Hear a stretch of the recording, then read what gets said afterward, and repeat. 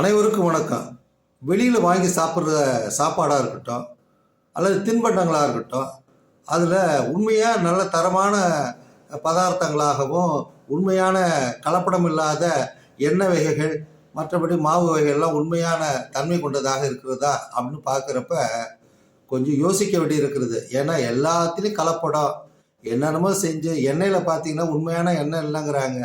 அதெல்லாம் அப்படியே ஸ்வீட் பலகாரமாக செய்கிறப்பெல்லாம் அது எந்த அளவுக்கு கேடு விளைவிக்க மக்களுக்குங்கிறதுலாம் எஃப்எஸ்எஸ், அதாவது அந்த உணவு பாதுகாப்புத்துறை நிறைய விழிப்புணர்வுலாம் கொடுத்துருக்காங்க. அப்படி இருந்தும் பல தவறுகள் நடந்து கொண்டு தான் இருக்கிறது.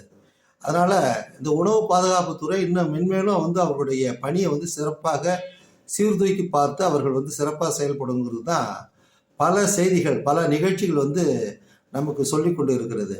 இன்றைய செய்தியில் ஒரு செய்தியை நான் பார்த்தேன்.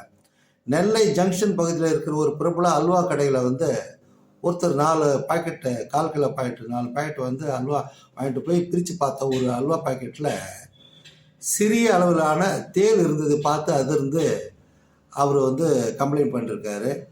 உணவு பாதுகாப்புத்துறை அதை ஆராய்ந்த போது அது சிறிய அளவிலான தேள் தான் அப்படிங்கிறத உறுதி பண்ணியிருக்காங்க. அதனால் நீங்கள் எந்த பண்டத்தை எடுத்தாலும் கலப்படமான பண்டங்களை நம்ம சாப்பிட்டு நம்மளோட உடல்நல கேடுகள்லாம் வருதெல்லாம் பார்க்கின்ற பொழுது எப்படி யாரை நம்பி எதை வாங்கி சாப்பிடுவது என்ப ஒரு அச்சத்தை நம்ம மனதில் தோன்றுகின்ற வகையில் இது போன்ற நிகழ்ச்சிகளாக பார்க்கின்ற பொழுது அச்சமாக இருக்கிறது.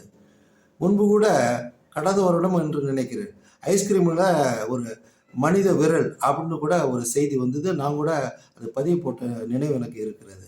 இதெல்லாம் பார்க்கின்ற பொழுது இந்த தின்பண்டங்களை வாங்கி சாப்பிட்றப்ப இது மாதிரியான நிகழ்ச்சிகள்லாம் நம்ம நினைவுக்கு ஒரு பயத்தையும் அச்சத்தையும் உருவாக்குன்ற பொழுது இந்த பாதுகாப்புத்துறை, உணவு பாதுகாப்புத்துறை இன்னும் சிறப்பாக செயல்பட்டு அடிக்கடி அவங்க அந்த உணவு பதார்த்தங்களை செய்யப்படுகின்ற அல்லது தின்பண்டங்கள் செய்யப்படுகின்ற இடங்கள்லாம் செக் பண்ணி மக்களுக்கு ஒரு நம்பிக்கை ஊட்டுகின்ற வகையில் அவங்க செயல்படணும் என்பதற்காக தான் இந்த காணொலியை போடுகிறேன்.